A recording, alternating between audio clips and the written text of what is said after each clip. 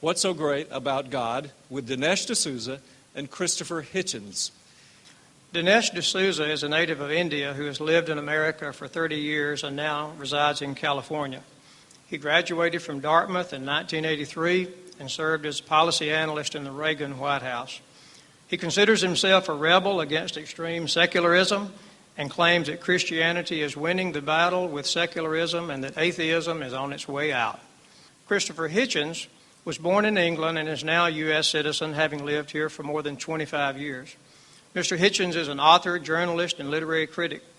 His education began early under the tutelage of Ms. Watts in Dartmoor and continued with a degree in philosophy, politics, and economics. Mr. D'Souza will begin the debate with a 15-minute opening statement, followed by Mr. Hitchens doing the same. Thank you, Dr. Bishop. That was a very gracious introduction. In fact, I think I might have been the only guy sitting up here going, more, more, more. I am very pleased and honored to be here. I must say that I love the South, and I mean that in more ways than one. My wife is from Louisiana, and her name is Dixie. We now live in San Diego, and many people don't think that's a real name. But I'm delighted to be here in Mississippi, delighted to be crossing swords again with Christopher Hitchens and addressing the topic of what is so great about God. Now, here in the Bible Belt, you might feel that this is the Christian capital, you might say, of the world. But actually, it is not so. If you want a capital for Christianity in the world, you're probably better to look at Seoul, South Korea. Or you're probably better to look at a village in Nigeria or a favela in Brazil. The point I want to make here, and it's actually a very encouraging point for those of us who are religious believers, is that religion in general, but specifically Christianity, is spreading rapidly throughout the world. In fact, many people think Islam is the fastest growing religion in the world, but it's not true. Islam is the second fastest growing. The fastest growing is Christianity. Islam spreads mainly through reproduction, Muslims having big families. But Christianity spreads through reproduction and conversion. Now, this is a big surprise because just a couple of decades ago, when I was in college, we learned that the world is becoming inevitably more secular. There's a kind of inexorable tide away from belief in God and toward what the philosopher Nietzsche called the death of God, a completely secular society. And the idea was that as countries become more modern, more industrial, more scientific, more affluent, they will automatically become less religious.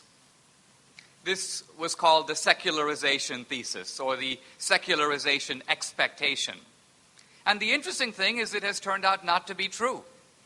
In fact, the only example of secularization that we can point to in a clear way is Europe. It's true, as Europe became more affluent, it did become more secular. But America hasn't gone the way of Europe.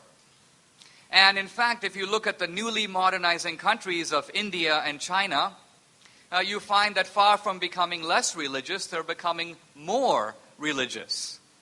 And in fact, Christianity is spreading very rapidly in countries where it previously had no footing at all. You have African countries that were 1 or 2% Christian 100 years ago, and now they are 50% Christian.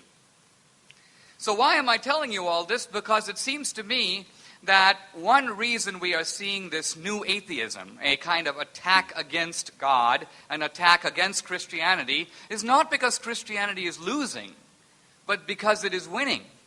25 years ago, the atheists thought we can sit back on our rocking chairs and just wait. The world is going to move in our direction. But now they've realized that's not happening. We've got a counterattack. And so I think the belligerency of these books, the God delusion, God is not great, are a reflection of the fact that atheism has got to, you might say, go evangelical. And what I mean by that is we now have a new phenomenon in our time. You could call it missionary atheism. The atheist actually wants to get out there and make converts to his or her cause. Now, what's my complaint about all this? First of all, I want to say that in this debate, my idea is to defend Christianity, but without appealing to any Christian premises. In other words, I'm not going to be citing the Bible. I'm not going to appeal to Revelation. You might almost say I'm going to debate with one hand tied behind my back. But why?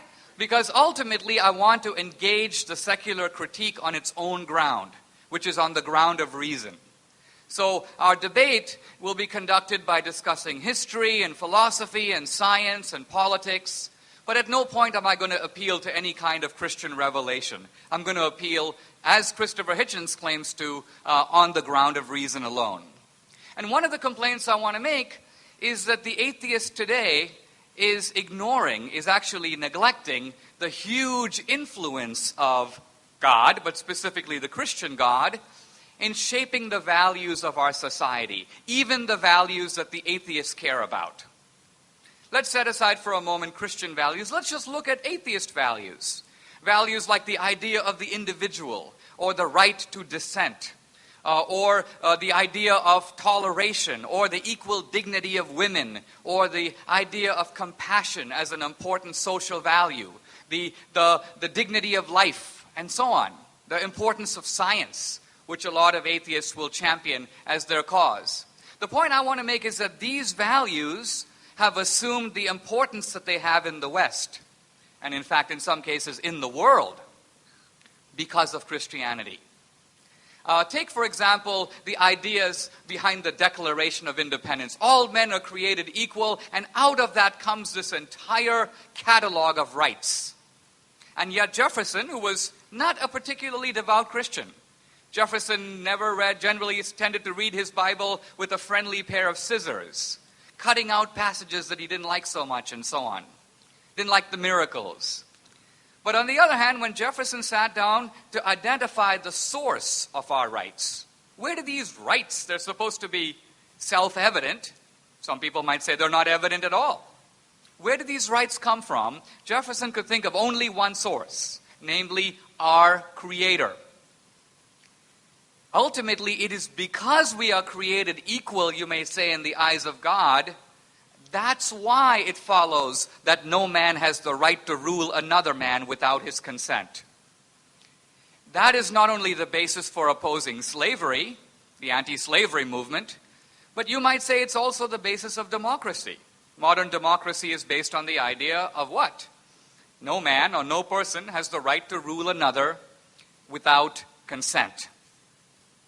Not only have our political ideas, not only do they derive from Christianity, from Jerusalem, you might say, Christianity, and in some cases Judaism before that, but even science has its roots in Christianity. Now, some people will dispute this, but if you think about it, ask yourself this question.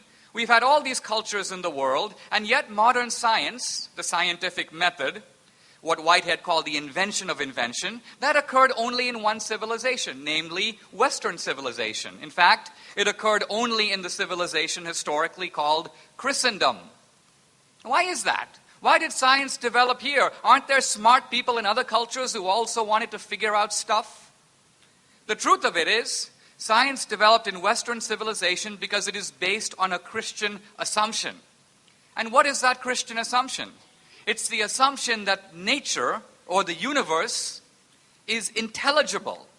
In other words, that nature follows predictable laws. Now you might say, well, that's kind of obvious, that's what science is based on. But if you think about it, it's not obvious at all. Why should nature be lawful?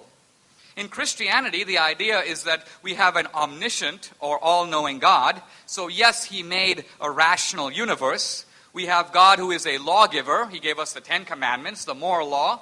So it's not surprising He gave us the laws of nature. But my point is, in some senses, the intelligibility of the universe is a kind of mystery. Let me give you an example of what I'm getting at here. It is one of the central laws of science that light travels at the speed of 186,000 miles a second in a vacuum. That's one of the central laws of science. And yet, in some level, if you think about it, you say, well, how do we know that? We can measure the speed of light. You can measure it 1 time or 10 times or a million times. Who cares? How do you know that in a galaxy 10 light years away, light travels over there at that speed? Has anybody measured it over there? No. We're simply guessing that because light is measured traveling at a certain speed over here, it must travel at the same speed over there. And not only that, but we assume that light that travels 10,000 years ago or even 5 billion years ago, light also traveled at the same speed, although there's absolutely no way to verify that. So how do we know that? We're assuming a lawful cosmos. Now again, when you go to other cultures, you see right away how this assumption is immediately called into question.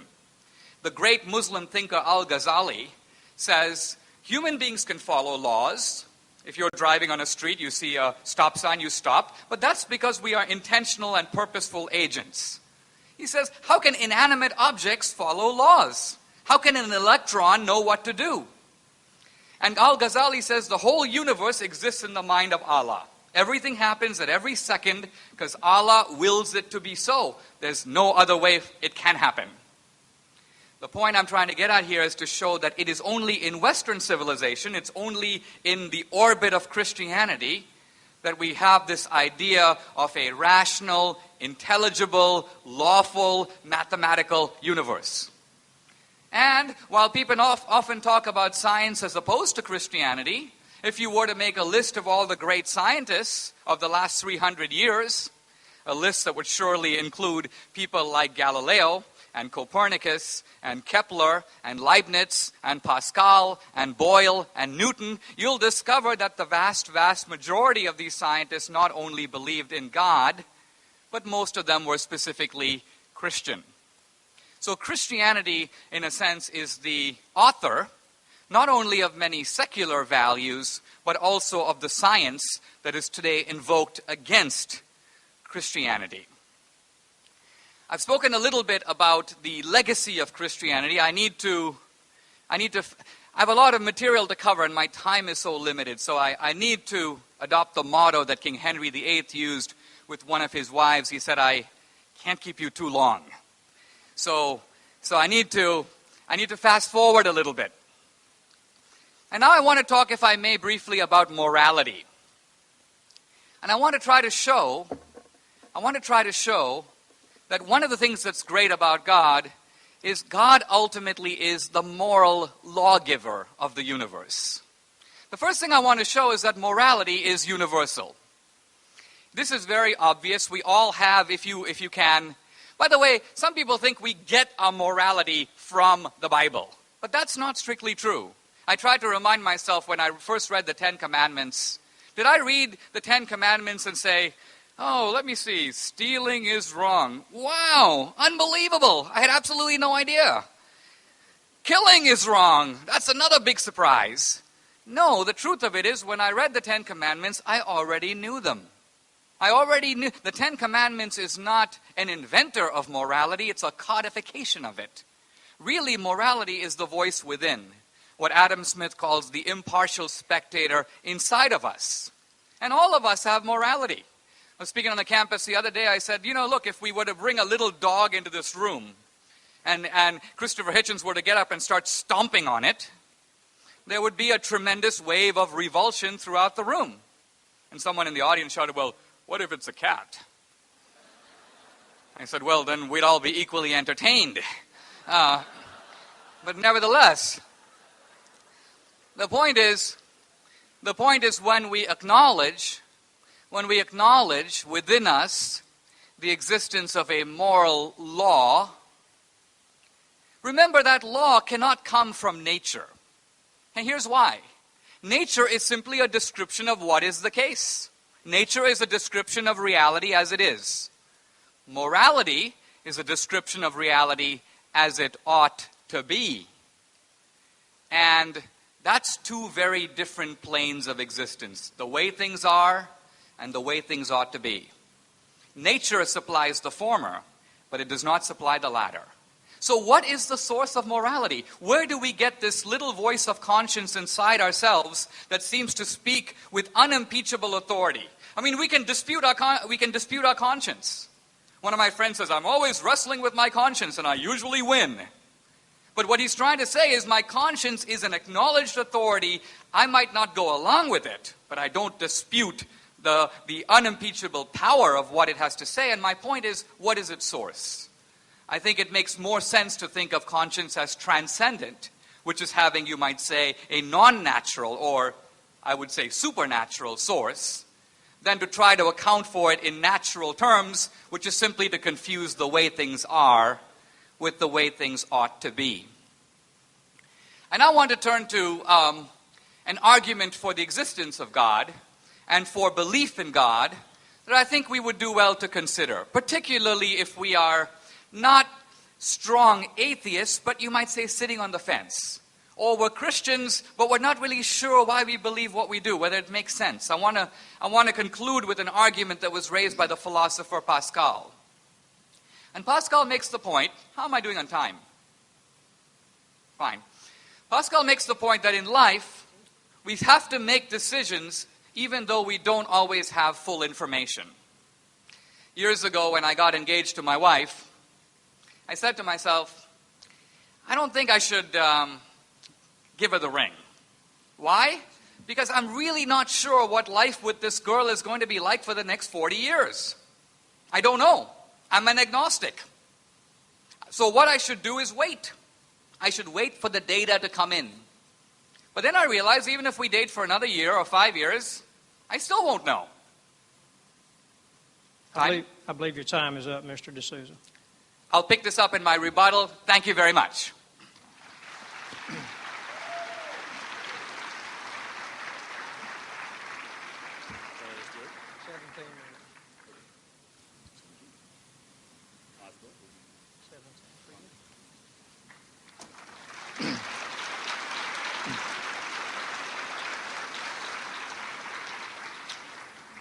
Well, Mr. President, ladies and gentlemen, thank you very much, brothers and sisters, comrades, friends, for coming.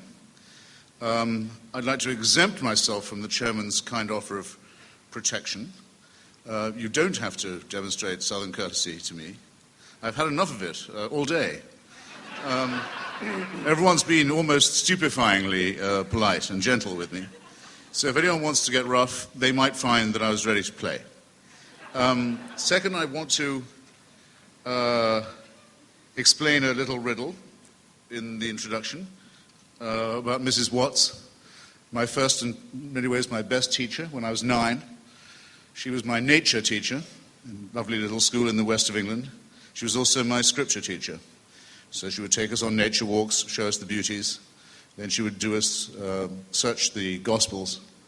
And everything would have been fine if this lovely lady hadn't overreached one day and tried to combine her two roles, tried to fuse them. And on a nature walk say to us, look, children, how beautiful and green all the vegetation is, the trees, the grass, the leaves, and how good that makes God, doesn't it? How kind also it makes him, as well as how powerful. Green is the color most restful to our eyes. And God could have made it mauve or orange or purple if he'd wanted to, and there'd have been a terrible clash and wouldn't have been so comfortable. And I was 9, and I knew nothing about chlorophyll or photosynthesis or evolution by natural selection or any of these things, but I remember thinking, that's nonsense. The eyes have adapted to the environment, not the environment to the eyes. And from that moment onwards, I've been able to see through all arguments from design, however subtly they're put, or by however clever a person. Now, the subtitle of my book is that religion poisons everything, and some people come up to me and say, or ask me at meetings like this, come on, lighten up, can you be serious? Everything? Do you really mean everything? I mean Italian cooking, fried green tomatoes, chess, tantric sex, whatever. And yes, as a matter of fact, I do mean to say this, because I think that the religious cult, the impulse to worship, in other words, the impulse to displace ourselves onto a higher and unalterable authority, in some way attacks us in our very deepest integrity, and it threatens to take away from us what is our most precious as well as our most worrying and anxiety-making thing, which is our need for responsibility, our need to accept it for ourselves, and our wish to be free, contrasted with our wish, very frequently and very noticeably expressed, our wish to avoid responsibility and our fear of being free. And it's the latter two things, it seems to me, that religion caters for. We're offered in religion the chance to have our sins not just forgiven, but taken away from us altogether. We're offered the chance to throw them on somebody else. We're offered what I consider to be the horrible and rather immoral doctrine of vicarious redemption, whereby it's as if you never sinned in the first place. It's not like having your debts paid. It's not like having wasted time made up for you. It's as if you've been cleansed, as if you never did it. This is an absurd abandonment of responsibility, and it takes the form, an unpleasant form, well known to the peasants of antiquity, of scapegoating. You simply throw it all onto another party and make that party, sometimes an animal, sometimes a human sacrifice, bear these sins away. Out of this kind of ritual and out of this kind of negation of responsibility, it seems to me, we have to grow. So that's the first point. It denies us our moral autonomy. It is said that we need God for morality, or perhaps I shouldn't caricature my opponent's position. It is said that without some appeal to the divine, to religion, we would not ourselves be able to tell a right action. We wouldn't know how to ground ourselves ethically. We wouldn't know right from wrong. We wouldn't know precisely how to make the distinctions. I believe the contrary is the case. I believe that my mother's ancestors, if they ever did really spend all that time getting to Mount Sinai, which I think is, by the way, a mythical story, but never mind, let's take it as true for now, would not have got there and would not have got that far if they'd been under the pre-existing impression that adultery, perjury, murder, and theft were all fine. It's rather from religion, from us, from human solidarity, from the knowledge that all societies have, that they cannot possibly evolve if they countenance murder or perjury or theft. That religion takes its morality. The stuff that's in the Ten Commandments, Dinesh, that isn't to do with human morality, is often highly immoral. For example, it's forbidden even to covet other people's goods or achievements. And by the way, among their goods are included their wives, their womenfolk, who are lumped in with chattel, which goes to show that these commandments are created by men and not by gods. They're created by the agricultural and masculine values of the time. It's not a small point. But there's nothing, for example, to condemn the abuse of children. There's only a vague demand that parents be respected. After all, this is coming from, apparently, a father. There's nothing against racism. There's nothing against slavery. There's nothing against genocide. Partly because in these and ensuing chapters, all those things, racism, genocide, slavery, are actually going to be not just recommended, but enjoined, made an actual injunction on the children of Israel. They're going to be told to do these things. So it seems to me very obvious that what is known as religious morality is partly man-made, and it shows. It shows that it's made by a greedy and cruel, partly evolved, fairly highly evolved, let's not run ourselves down too much, primate species that turns out on examination to be, as we now know, 1/2 chromosome away from a chimpanzee. Well, the other objection, and it comes out of this one, is that religion gives us a false picture of moral reality. If it were true that religion was the source of morals and ethics, then you'd have to be able to answer the following two questions that I'm going to pose to you, and take your time to answer them, and we have plenty of time to discuss this when we move to the public phase of this evening. You have to name for me a moral action committed or an ethical statement made by a believing person, by a person of faith, that I couldn't make as an unbeliever. Okay? I've challenged the Archbishop of Canterbury on this in public, and many other spokesmen of many religions. I've not yet had a persuasive answer. You have time. Think of something I can't do that's moral, or I can't say that's moral or ethical because I'm not a believer. Take your time. Now there's a corollary question. Think of a wicked thing done, or an evil thing said by somebody purely because they are a person of faith. You've already thought of one. You don't need any prompting from me. The suicide murder community is almost entirely faith-based. The genital mutilation of children is exclusively religiously motivated. Sins that hadn't been thought of before, things that we've hardly had time to think of condemning, are actually advocated by men of God, and often in the name of God, as a matter of obedience to his will. So just bear in mind, ladies and gentlemen, if you do want things to get a little warm later on, that I, for one, will take it as extremely insulting if any person of faith makes the assumption that their faith gives them a moral edge on me. I want to hear a lot more apologizing from the faith-based communities for the evil that they've done before they even start clearing their throats and telling me I wouldn't know right from wrong without their permission. I'm sorry, I won't be, can't be spoken to in that tone of voice, and nor should any of you. On with the false picture of reality. Religion has its grandeur. The reason why this discussion is always so interesting, always so worth having. The magnificence of religion comes from the fact that it was first. It was our first attempt. It's our first attempt to make sense of the cosmos, our first cosmology, our first attempt at philosophy. In many ways, and in some of the books, our first attempt at literature and poetry. In some ways, our first attempt at medicine, even at physics, at all the sciences and some of the arts. This was humanity's first fumbling attempt to look at the sky and see where it fitted in. All credit to religion for trying this. Someone had to. But because it was the first, it is also in many ways the worst. What happens when you don't have a germ theory of disease and you wonder where the plagues are coming from? Well, you either think they're a punishment from God, or you think, depending on how far we've gone along into the medieval years of religion, they come from the Jews poisoning the wells, or from witchcraft, or from people not going to their prayers enough. The same about natural phenomena like earthquakes or floods. There must be a supernatural explanation for things that, of course, we now know can be much better and more accurately explained for us.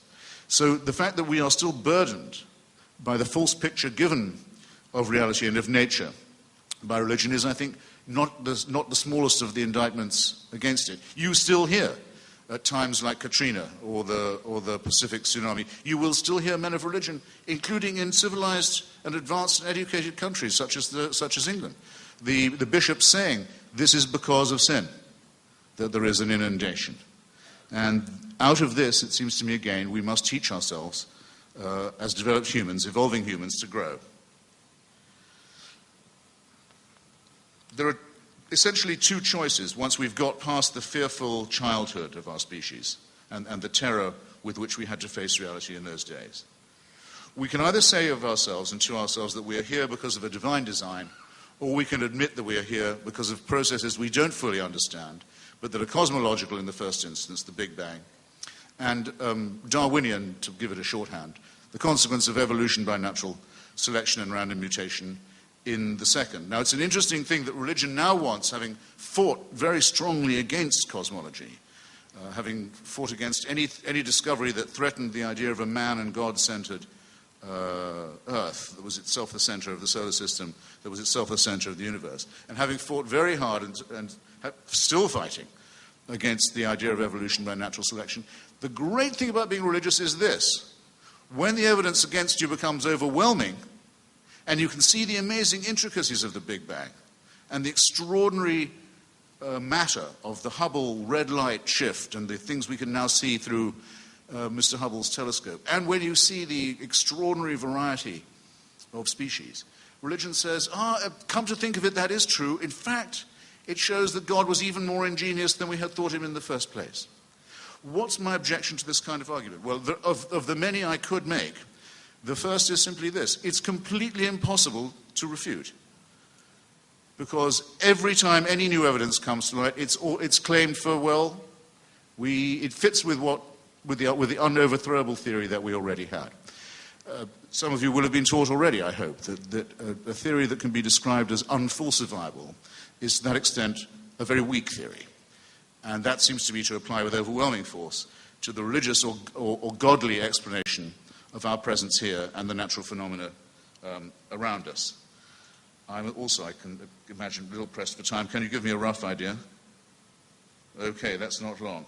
I'm going to be very quick and say what I've been implying, and I was going to lead up to a bit more slowly, which is that this referring upwards of these questions of responsibility, of freedom, of inquiry, this referring upwards of them all the time to a celestial authority is, in my opinion, as well as futile intellectually, potentially very sinister, because what it suggests is that we are governed by a kind of celestial dictatorship, by an unanswerable to unchangeable authority in the sky that can watch us, keep us under permanent surveillance, keep us permanently under watch, can convict us of thought crime, can guard us while we sleep, and that carries on this process of surveillance and supervision even after we are dead.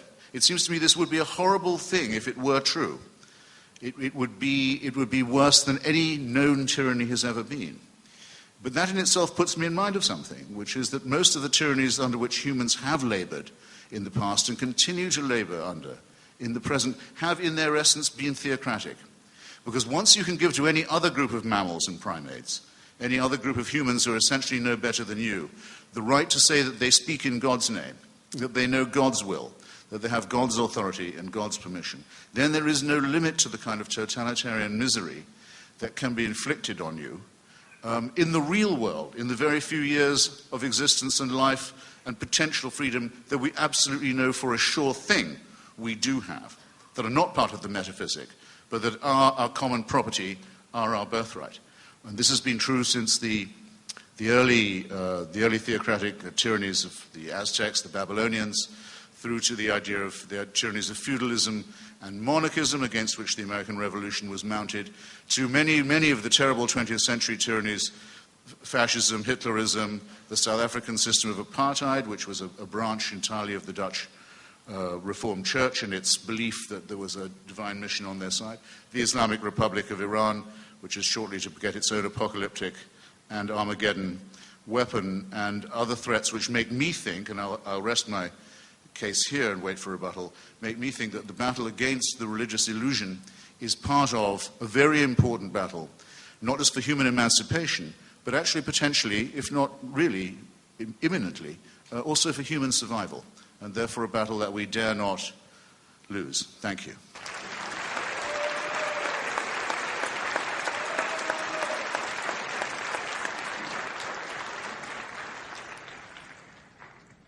We accidentally let Mr. D'Souza go over time for 3 minutes, so Mr. D'Souza will have a 5-minute rebuttal, and then we'll even that score by giving Mr. Hitchens an 8-minute rebuttal.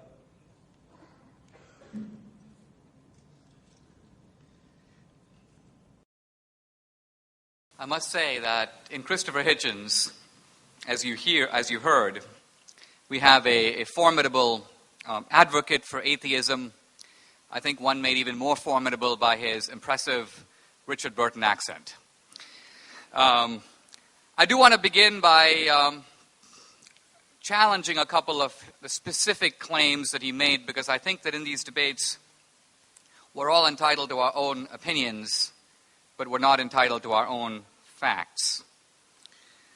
He began by saying that he challenged Christians, or anyone, to state a premise from within religion that is exclusive to Christianity, that would not be or could not be advocated, I suppose, consistently or in reason by an atheist. And I have an answer for that. It's simply Christ's principle or injunction to love your enemy. Now, obviously, any atheist can say that, but it makes absolutely no evolutionary sense. The whole point of evolution is to wipe out your enemy, who is a threat to your survival and the perpetuation of your genes. Yes, you might make temporary bargains with people for your own gain, but the idea of universal brotherhood, of taking care of the stranger, of pure altruism, of loving even those who intend you harm, this is a doctrine that I have never heard an atheist advocate, and I don't think anyone in good conscience could. Christopher Hitchens also said that suicide bombing is a religious patent, and that is actually not true.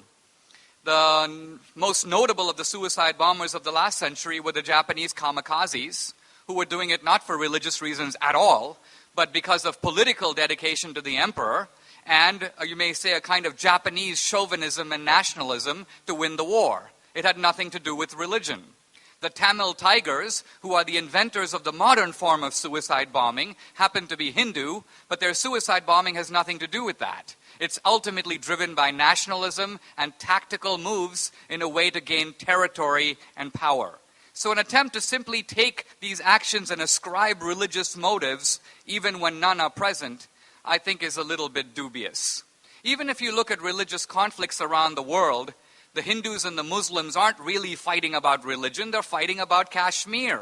The Israelis and Palestinians aren't really fighting about God, they're fighting about land.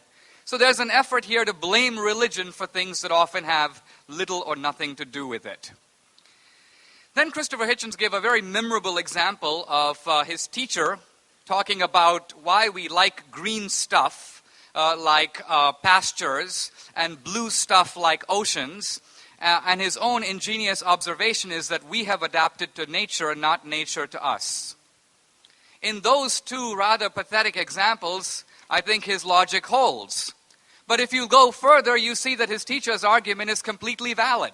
Let's say his teacher would have framed it somewhat differently. Not that we happen to like green pastures, but aren't we fortunate to live on a planet where the sun is 8 light minutes away? If the sun happened to be further away, it would be too cold to sustain life. If the sun happened to be a little bit closer, we would scorch to death. Oh, isn't it lucky that in our constellation we have a large planet strategically placed like Jupiter, which vacuums up wandering asteroids and meteors and prevents large lethal objects from hitting the Earth?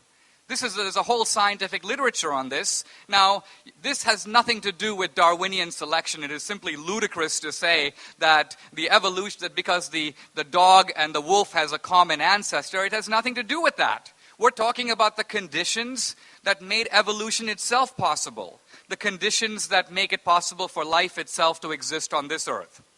And then if you say, well, we just happen to live on a lucky planet, no big deal. There are billions of planets and stars out there.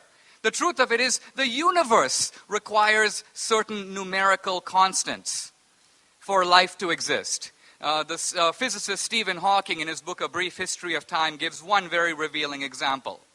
He says that if the rate of expansion of the universe from the time of the Big Bang differed, not by 10% or 1%, but 1 part in 100,000 millionth million, we would have no universe, we would have no life. This is an argument for design at a completely different level than Christopher Hitchens' well-meaning English teacher. It's an argument that says that not just our planet, but the entire universe has to be as big as it is and as old as it is in order for us to be here having this conversation. This, I think, is an argument that needs to be answered, and I'll wait to see whether it is. I want to make a final point in my time about my own time. My time is up. Thank you very much.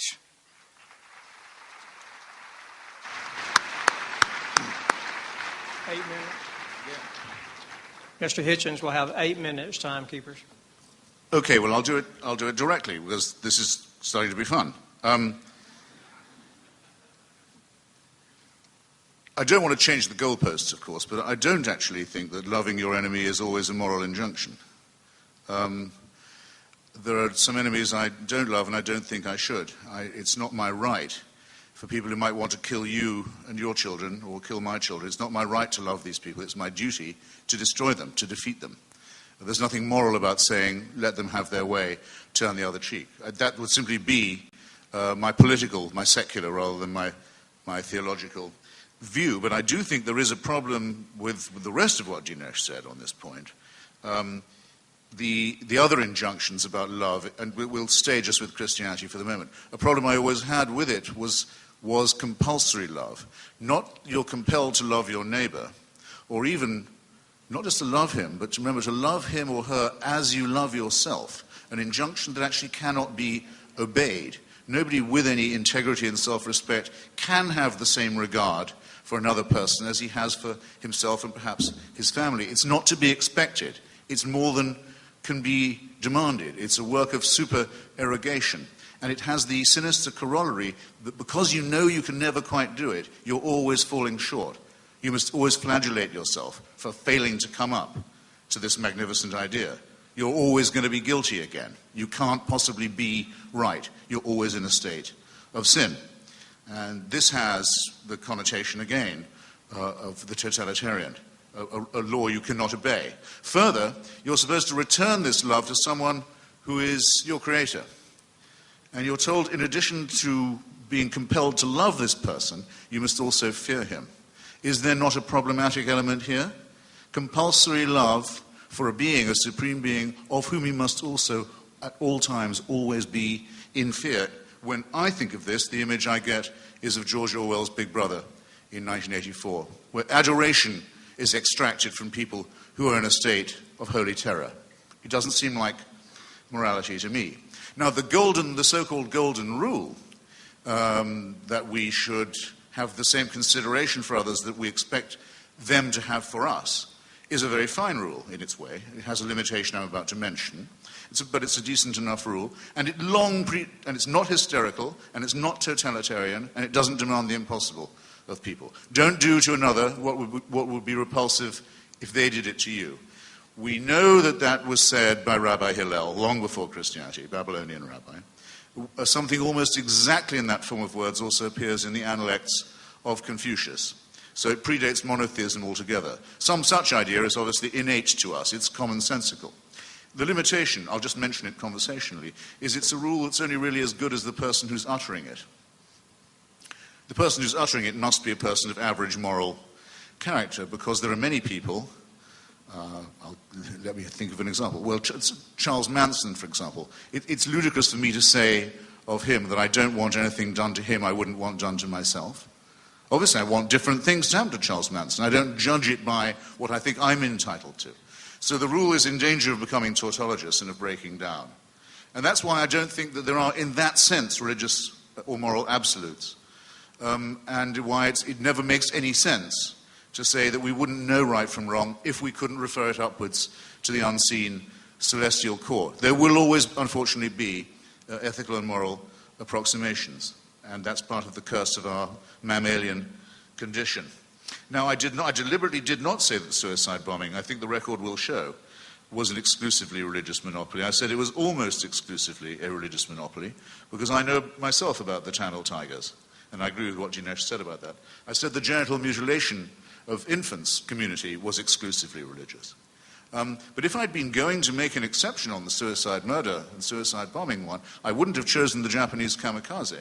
After all, their emperor was a god in Japan. Japan was one of the most completely theocratic of the three countries that made up the Nazi-fascist axis. The emperor was, until he renounced his divinity, rather conveniently in 1945, a god. So anyone committing a kamikaze action was doing it to please the divinity. Just a point I don't think that is negligible. How much time do I have about Jupiter protecting us from meteors? Oh, that's all right. Well, we wouldn't be here if meteors didn't come smashing into the Earth at fairly regular intervals. It's almost certainly only because of a titanic meteor strike, probably on the Yucatan Peninsula, that the dinosaurs got out of the way and the hitherto small, squeaking, frightened mammals that had been under their hoofs were able to evolve a bit and get on with becoming human. But if you're going to say that that physics and evolution are evidence of some divine design, here are some of the difficulties that you're going to have to face. First, whether or not there used to be nothing and there's now something, and that something is the miracle, however we resolve that, we do know one thing for absolutely sure. Our something is very soon going to be replaced by nothing. The Hubble red light shift, some of you will know about it, used to postulate that the Big Bang means that we're exploding away faster than we had thought from the original source. That matter is flying apart, the observable universe is flying apart much more quickly than we had thought. It was then thought for Newtonian reasons, well, that's going to slow down. The rate, at least, will slow down. The recent discoveries by a great physicist named Lawrence Krauss have shown to the contrary. The rate of expansion is actually increasing. In other words, very, very, very soon, it won't be even possible to detect the red light shift anymore. So a lot of nothingness is coming our way, and if that wasn't enough, the Andromeda galaxy, which can be seen almost by the naked eye in the night sky now, is headed directly on collision course with our own. That's some design, isn't it?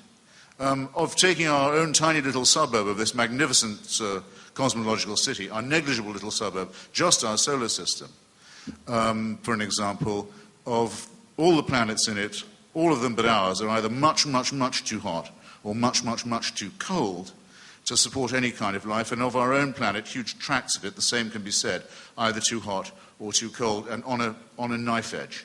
And we've only been on it for about 100,000 years minimum, 250,000 years maximum, and our tenancy on it can already be seen to be very short term. And in the meantime, we've discovered that of all the species ever put on this planet, or to have occurred on it, I mean to say, 98 to 99% have already become extinct. So if all of the things I've just mentioned to you, all of which are true and factually verifiable, are the responsibility of a deity, then there's only one conclusion you can draw.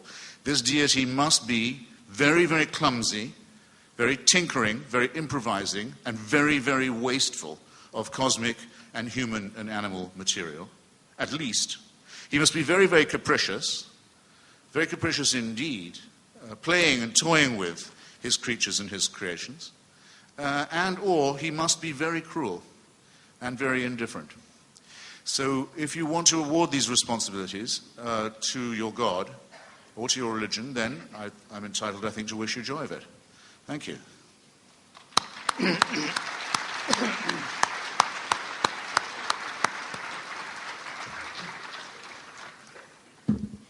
Okay, we begin now the 15-minute head-to-head session, and Mr. Hitchens will begin by questioning Mr. D'Souza.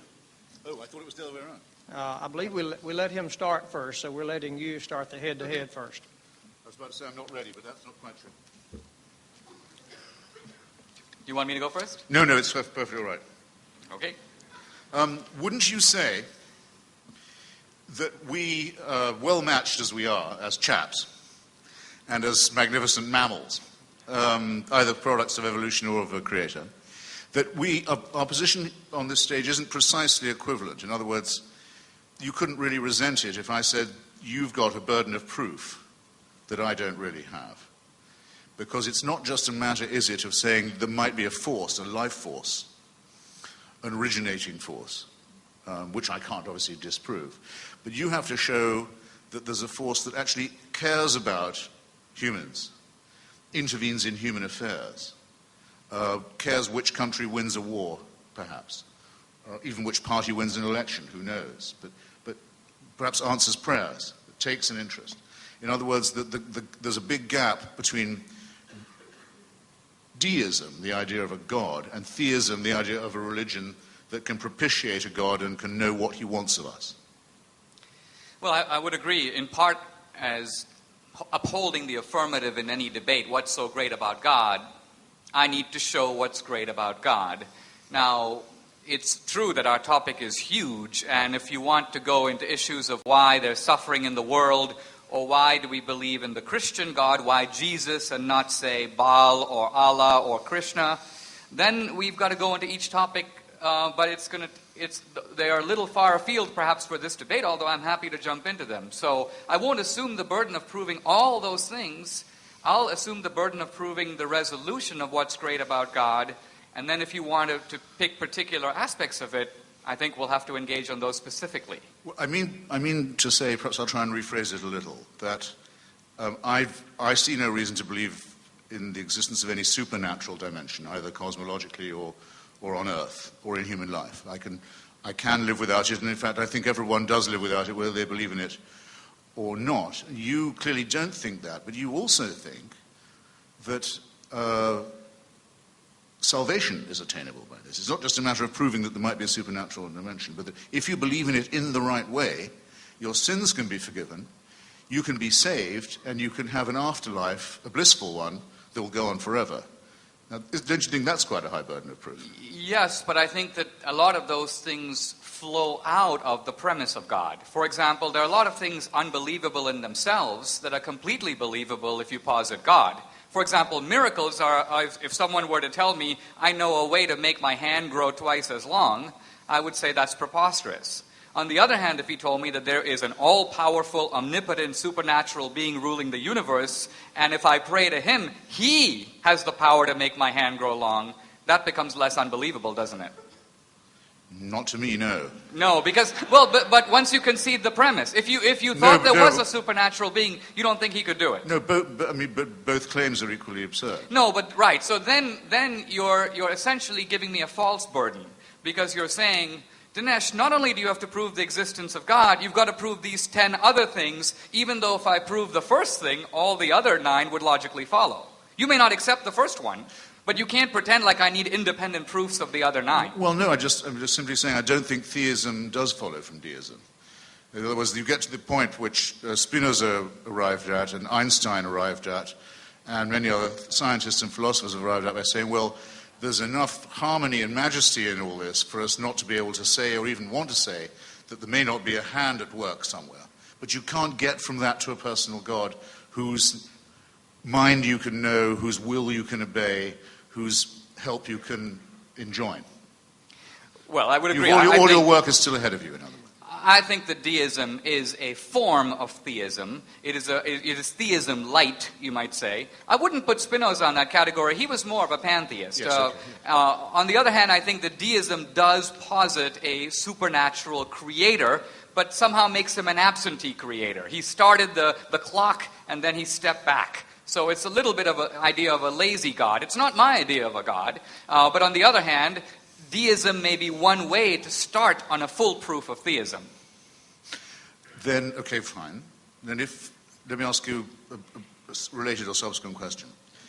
Given the number of gods there have been, you touched on, you've named some of them, Baal, Dagon, Thor, Artemis, anyone could come up with quite a long list. H.L. Mencken once got the list up to something like 10,000, the gods that we know have been worshipped. It seems to me that we have 3 possible alternatives. Let's not even say possible, thinkable alternatives. One, that all of these are false. In other words, that the proposition God made man in his own image is exactly the wrong way around. Instead, men made many gods in their own image. So either they're all false or they're all true, which, as I say, is only just thinkable because it's obviously nonsensical, or only one of them is true. And actually, if you chose that to be Christianity, you'd have to say, if you're a real Christian, it seems to me, only one version of that Christianity is true, because many of those are mutually incompatible. Now, do you really think, given the odds and given the scope and the scale of it, that the third answer can be the correct one? Not only do I think it can be, I think that you can give reasonable grounds why it is. See, I think the strength of this argument or the lack of strength of it can easily be seen by purposes of an analogy. If I were to say, if we look at the ancient world, you have a number of philosophers, Thales, who thinks everything is made of water, and Heraclitus, and Parmenides, and Democritus, who thinks you have atoms. And just because we've got all these competing rival theories, it's probable that none of them are right, and there really isn't a theory that is right. Well, it turns out that Democritus was the closest. His atomic theory, actually, looking at it, making allowances for the difference of time and era, it's not that because you've got many theories, one is bound to be wrong. In fact, you could say that because all these religions represent human efforts to reach the supernatural, the fact that you've got so many efforts shows that it's quite likely that some efforts are closer than others. It's sort of like a way of saying, we're all trying to get up to the light up there. There are going to be different attempts, different theories for how to do it, but some of them may approximate better than others. But, Dinesh, and one might actually be the closest. But surely that's not really an analogy. I mean, conflicting accounts of observable natural phenomena.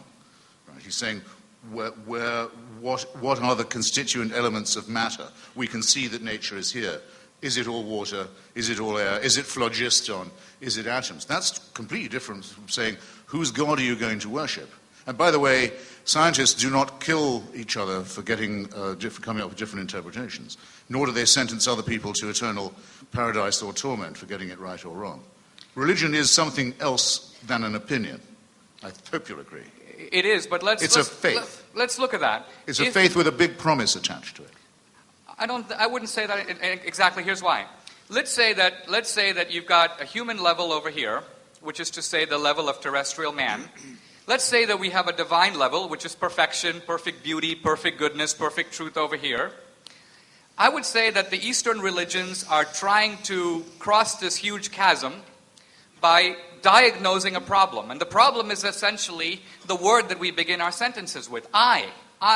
So if you can get rid of the self, the idea is, then you can achieve nirvana, liberation. Now that is not faith, that is actually a specific moral remedy for a specific human problem.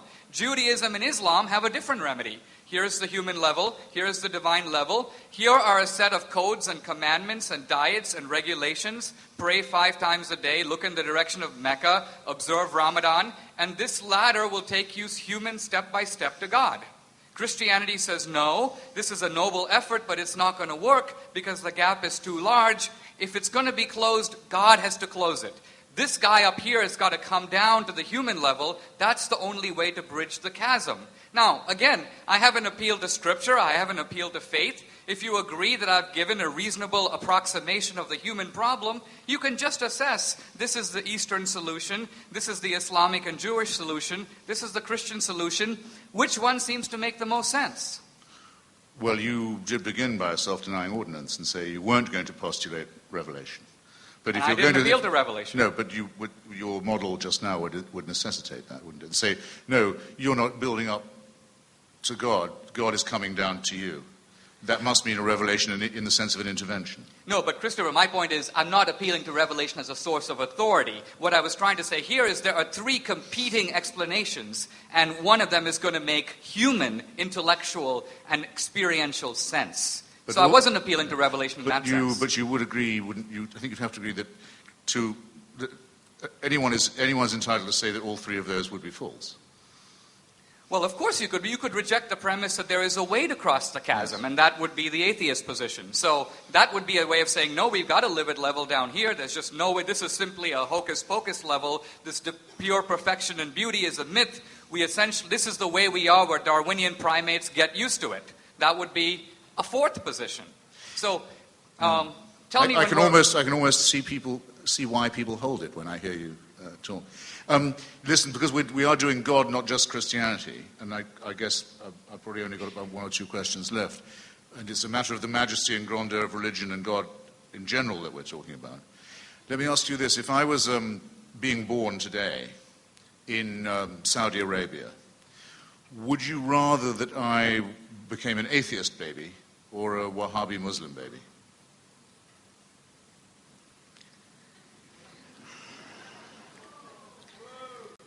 This is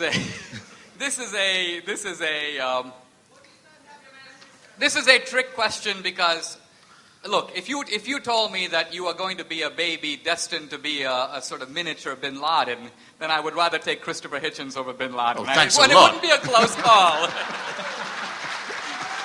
God, that was like pulling teeth. No, I was just hesitating because I don't want to write off the entire Muslim world as potential suicide terrorists, even in the infant stage. Hey, here's a Muslim baby, but it's worth less because it's going to, I think that's too harsh. I mean, there's a species of Islam I think we rightly fear, and I think we're on the same side of the aisle on that one. But I just didn't want to paint too broad a brush with the Muslim world. Is it my time? Yeah. What I mean is, when your turn's over, then I'll ask you questions. Yes, sure. It is, okay. Yes, I believe it is yours, yeah. Let me begin by clarifying a couple of things. You earlier referred to Charles Manson, and you said, I don't want us to treat Manson the way I want to be treated. But I think that the moral principle involved here is the following. It's not, should we treat Manson like Hitchens, but rather, we should treat Manson the way we would want ourselves to be treated if we did what he did. In other words, the moral principle here is, when it says treat others as you would wish to be treated, it's not Manson's a murderer and I'm not, obviously treat us differently, we know that.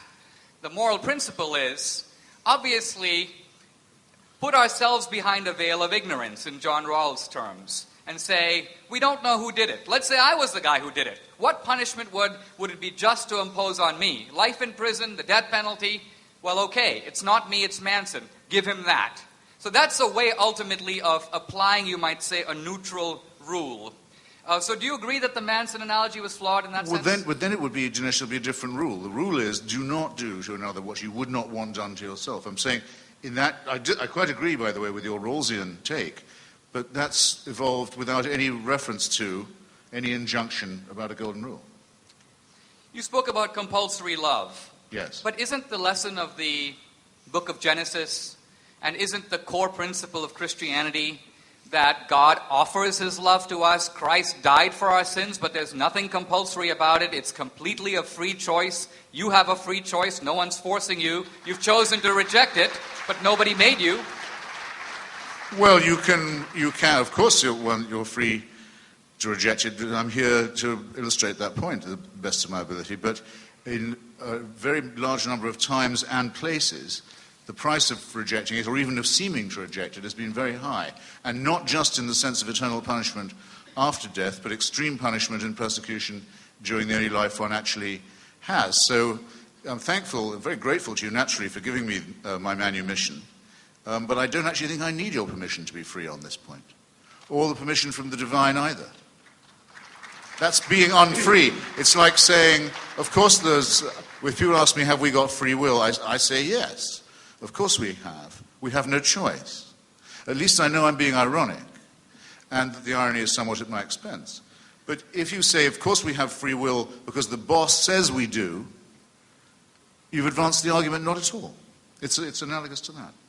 Okay, that's the end of our head-to-head session. Thank you both, gentlemen. What? I thought he had 15. 15 minutes. Oh, but you know what? I think we misfired a little bit in that we were initially intending to go back and forth, but we carved the time, and he took the bulk of it. Let me have a couple more questions, and then we're happy to move it. I think he should, don't you? Yeah. Are you happy with that, Mr. Hitchens? Yes, I think I unintentionally overrun my time this time. Sorry.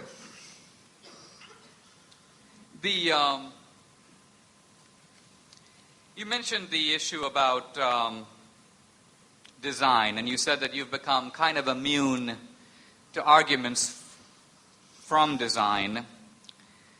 So how do you think we got the universe?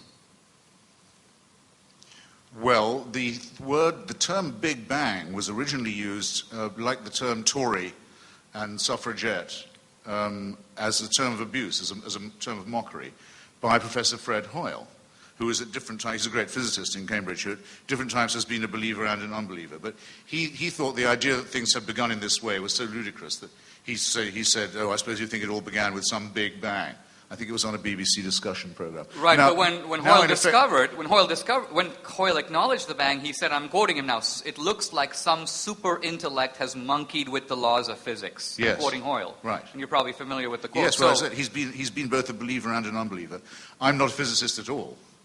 I'm a member of no school, as far as this goes, but I know of no physicist who seems to need any supernatural help in explaining, or let's say better understanding, because we're only grazing on the very, very lower slopes and the outer limits of knowledge at the moment, that it's at all time to be able to postulate that there's a supernatural intervention involved, any more than one is required for the origin of species. Though I can't disprove that there was a divine hand involved in that too. It's just that everything operates just as well, every analysis, every explanation, without such an assumption. Let me ask you finally about morality. You gave the example of human beings being 95% or 99% chimpanzee in terms of the similarity of genes. And yet, in the chimpanzee world, things work a little differently than the human world. You turn on the Nature Channel, you'll see that one gorilla, one ape will go into the lair of another, stupefy the rival with blows, grab the female chimp, drag her screaming and bloody to his own lair, rape her, and this is called the Nature Channel. Now, on the other hand, if you came to my house, stupefied me with blows, and did this to my wife, we'd all take a little different view of the matter. If we are merely evolved primates, where did the moral or ontological leap come from that makes two creatures almost identical genetically be assessed so differently in any moral compass that either you or I would use? Well, I wasn't saying that we were equivalent, though, with our half chromosome away, actually, is what it is with the chimpanzee. I wasn't saying that postulated an equivalence, though, again, the example you've given isn't quite the one that I would have chosen. Somewhere in the world right now, that's happening to a human woman. So actually, quite a large number of human women, I can bet you. That's right, but and for the minimum 100,000, maximum 250,000 years we've been on the planet, it's happened a great deal. And whereas the chimpanzee doesn't have a torture chamber, doesn't practice genocide, doesn't make war, doesn't have the refinements of cruelty that the senior partner does. Our difference is that we are the only primates who know how to laugh. We're the only ones who definitely know we're going to die. At least I think the evidence is pretty solid that we're the only ones who know that.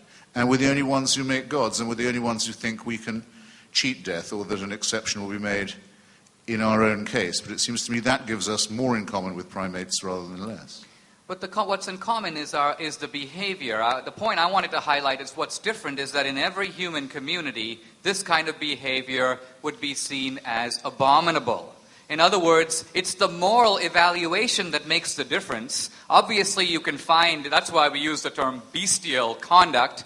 You will find bestial conduct among human beings, but the difference is we assess it differently. You never get the idea that in the chimpanzee world, there's a small United Nations issuing declarations of chimpanzee rights. In fact, one of the interesting things about the debate about animal rights is that animals never seem to respect them.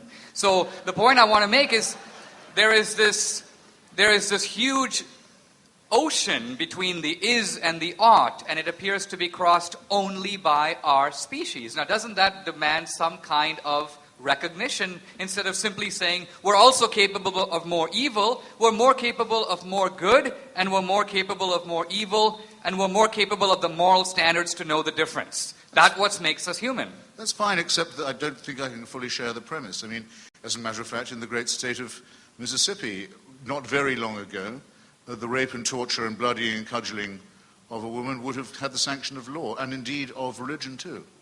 But so it's just not true to say that this difference is any criticism of my pointing out that these are our close cousins. I'll close on this point, but it seems that your exception proves my point. The only way that human beings can do that is by excommunicating the person you do it to from the human species. So in some senses, you've got to make the other person less than human or non-human to justify doing it to them. And far from being an undermining of morality, that's a confirmation of it. Fair enough. Okay.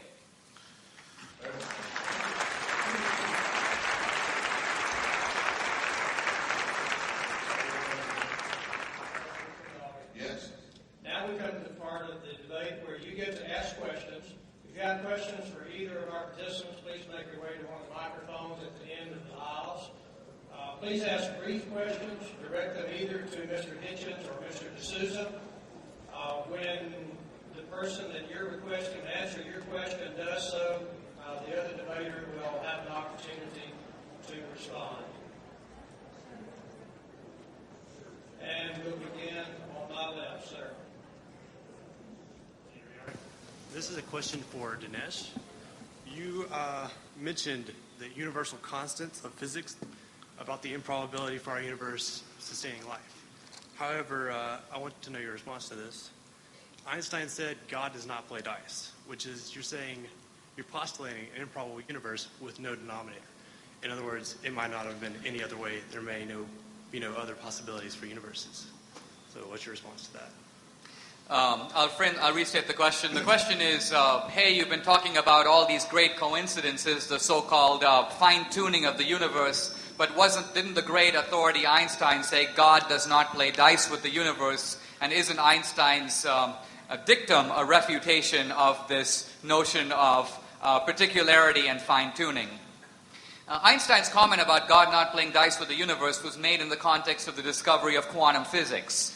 Einstein refused to believe that nature could be so erratic and unpredictable at the very tiny scale. And then as his life went on, Einstein had to admit that quantum physics was a premise that was not only as validated as the theory of relativity, but in some ways one of the most tested theories in all of physics. So Einstein was wrong. Einstein had to admit that his anxiety about quantum physics was misplaced, and his refusal to believe it one of the great mistakes of his life.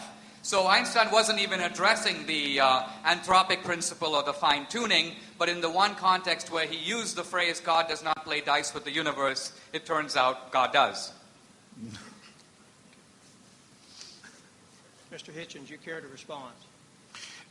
Einstein was he tried to avoid using the word God at all. He would sometimes use a sort of playful expression, the old one, and so forth. He tried not to personalize the question because he was so sure that you couldn't get from any speculation to a personal or intervening God. And though he was very often misrepresented on this point, if you're good enough to buy a copy of my Portable Atheist anthology available at fine bookstores everywhere, you can see a very exhaustive anthology of Einstein's views on this question, which were determinedly non-theistic. Okay. Thanks for coming out, y'all. This is also for Mr. D'Souza. I hate to overload him, but when you were making your rebuttal, you appealed to the uniqueness of Earth as evidence for God's existence. And I'm kind of confused. I don't see how a supernatural explanation that doesn't rely on scientific fact for its proof is any more likely or easier or anything than just chance. Okay. The question is, why posit a creator? Why not say chance? Let me give you an analogy to illustrate my point. Let's say I entered the California State Lottery, and I win. I would say, that's chance. It's unlikely. There are a lot of people in California, but someone had to win, so I won.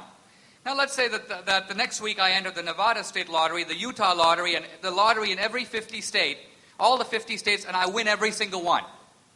Then someone would say, well, that could be chance, but when you start multiplying the odds, human reason begins to rebel. So the point is, ultimately, chance is the preferred explanation when you are dealing with events that make sense by chance. I toss a coin, and I get heads. If I toss it 100 times, I should get close to 50 heads and 50 tails. Let's say I get 99 heads. You're going to suspect I rigged the coin. You will immediately write off chance and presume design. So that's my point. Human reason operates by giving chance the benefit of the doubt, but when a coincidence becomes too big, you begin to suspect a designer.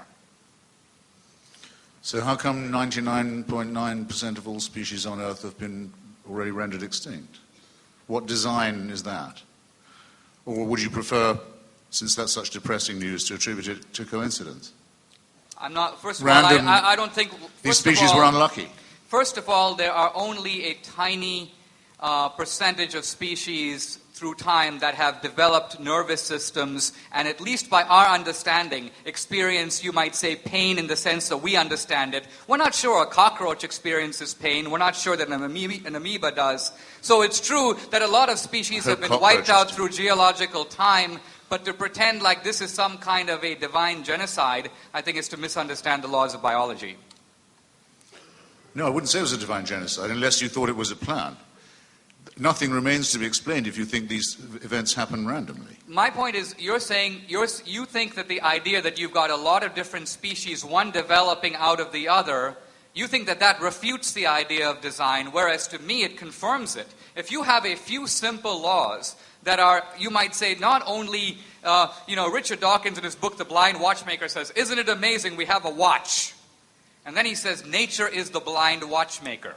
And he goes on in the book to describe what could be called a watch factory, called evolution, that magically produces copies of itself, watches, and other things, which survive according to nature's laws. And so he finds a watchmaker factory, and he goes, this doesn't require explanation, this is due to chance. Wait a minute. If you have to explain a watch, you also have to explain the watchmaker factory. It's a rather ingenious device. Now, if you can say, Dawkins himself says that the original cell has more complexity than the Encyclopedia Britannica. And not even Darwin dared to suggest that the original cell has developed by evolution. Evolution presumes the existence of self-replicating cells and then tells how we can get from A to B and B to C, but it takes A for granted. So it seems to me rather unbelievable to pretend like we have somehow answered the argument for design when we are presuming extremely complex design at the beginning. Yes. Well, that was real. Thank you, gentlemen, for being here and giving us this enlightening discussion. My head, like many of us in the audience, is just awash with these interesting ideas. Nietzsche said famously that God was dead, and of course Freud, in a later sociological work called The Future of an Illusion, said that like all illusions, religious belief would eventually disappear. As you've pointed out, Western Europe is an example. The question is to Mr. Hitchens, you said that religion is a kind of vestigial holdover from our intellectual infancy. Do you think that we will all eventually outgrow it? And why is the relinquishing of religion seem to be so slow and uneven, particularly in the States? A small correction. It's true Nietzsche said God was dead, and it's said by some that Freud said that God was dad. But it is not true that Freud said in The Future of an Illusion that it would wither away. Quite to the contrary, he said it was an illusion with a future. Because, he said precisely, of its rootedness in wishful thinking. For as long as humans are afraid of death and believe it's possible to survive it, or might be possible, there will always be a place for religion. Dinesh and I have had a lot of discussions about this. I think there is truth to that, but I think it's rather reductionist. There's no reason at all to think that precisely because we are only partially evolved primates, that we will get over our fear of death or our need for worship and our willingness to believe in gods. All I can ask people to do is one by one for themselves, to emancipate themselves from this primitive belief, and for societies one by one, as many have, to put at least the theocratic phase behind them and build up a wall of separation between religion and politics. And that's what I'm here to do. If I can offer a brief thought, there is a very strong evolutionary argument against Freud. In fact, evolution is decimating a lot of what Freud had to say, but I want to deal specifically with the idea of wish fulfillment. The thing to realize is that for surviving organisms, it is extremely expensive to hold illusory beliefs. And evolution counts against them. For example, imagine the case of two rabbits. Let's call them the survivor rabbit and the eternal life rabbit. Okay, and both are being pursued, let's say, by a wolf. The survivor rabbit says, I've got only one life to live, run like hell. The eternal life rabbit goes, yeah, probably I should try to escape, but I've got another life waiting for me that's even better than this one. In other words, the eternal life rabbit has the illusion which rabbit is more likely to get eaten. The point being here that evolution says that religion is expensive. Even in ancient times when people had less, they built pyramids and cathedrals and put the best calf and the best food away for the gods. This is non-Darwinian behavior. Those kinds of people should be expected to be wiped out from the gene pool, but they aren't. In fact, religion has a better survival value than atheism. That's why there are a lot more Christians in the country than atheists. So the point here being that the argument against Freud isn't just that illusions automatically die, but rather that illusions make no Darwinian sense when they are this costly, and Freud needs to come up with a better explanation. It's ingenious, but it doesn't allow for the retarding effect upon human civilization of superstition, slavery, genocide, human sacrifice, religious warfare, resistance to scientific and medical advance, and so forth, all of which can be chalked up with a great deal more accuracy, I might add, to the religious worldview. Okay. And which now that we're about to reach the point where apocalyptic weaponry is within the grasp of messianic parties and states, they may find that it's extremely counter-survival in a very alarming and immediate sense. Next question. My question is for Mr. D'Souza, and I'd prefer if you didn't go into a deep philosophical explanation, but just answered the. I'll try to give you a shallow one. The simple example. I just would like you to answer without going too deep. But why doesn't God heal amputees? Why doesn't God do what? Heal amputees. Why do people survive cancer but not regrow limbs? Why doesn't God heal amputees? I think this is a question that you might say presumes unbelievable. Christopher protested against it earlier, but it's unbelievable human arrogance. The human arrogance is this, that God is a kind of cosmic bellhop whose job it is ultimately to remedy all our sufferings. Maybe God created a universe which has many goods. Maybe God created a multiplicity of creatures which are, in some senses, good in themselves. Maybe human beings are part of those goods, but also subject to the same natural laws that affect the universe. So that earthquakes, tsunamis, natural disasters, as human evil that's the product of free will. Maybe God's plan is ultimately providential. It concerns salvation, your soul, the next life. So even if God were to grow back your limb, you're still going to die. And what good is that going to do if you've got a long limb, but ultimately you die separated from God? So you may say that God has perhaps a little bit of better priorities than we do. Genius. Next question. In your earlier, in your first speech, that Christianity, the hypothesis of Christianity, is void because we change our story, so to say. Isn't that one of the main corollaries of the scientific method, that you change your theories with new data and adapt it so that it fits the evidence and not the other way around? I'm not sure I got the first part of your question. Yes, of course, that's the scientific method is to be always in doubt and to be always willing to test your own assumptions against new evidence. But that's completely different from the affirmation of faith. The affirmation of faith is a presupposition. I used to sit and listen to it being said, in order to believe, you must have faith in order to believe. There was nothing you could tell me in advance that if I could show it to you, would destroy your faith. It's evidence proof in that case. You couldn't have a bigger discrepancy between two ways of looking at the world than the religious and the scientific one. Let me support your point a little different way, though. I think what she's trying to say, and I would agree with her completely, is that we always talk about scientific progress. We judge science by its latest and most spectacular advances.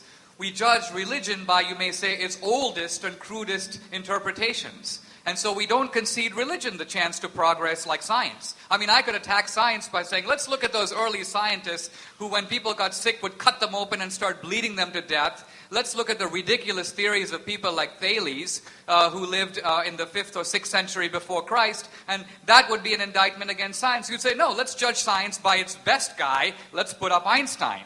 But when it comes to religion, you don't concede the same progress, and it's quite possible that a religious principle, let's say the story of the Good Samaritan, the principle of help your neighbor, which is interpreted rather narrowly. In ancient Israel, it means that the Samaritan helps somebody outside his own tribe, but then through the centuries and through Christianity, this principle is universalized. So tomorrow, if there's a famine in Rwanda, that becomes my neighbor. Very different than what the Jews would have said in the time of the Old Testament, but it's the taking of the religious principle and, in a sense, progressively developing it through time.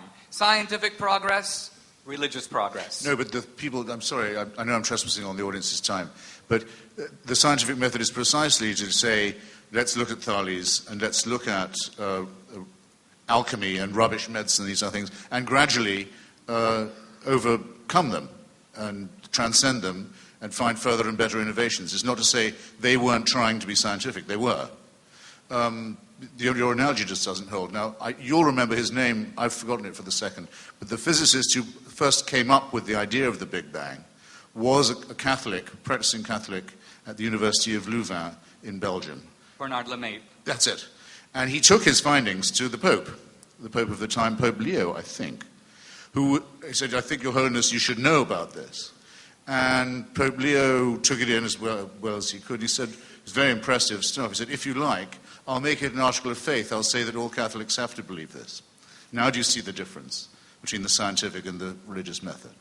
I think that's the best illustration that I know.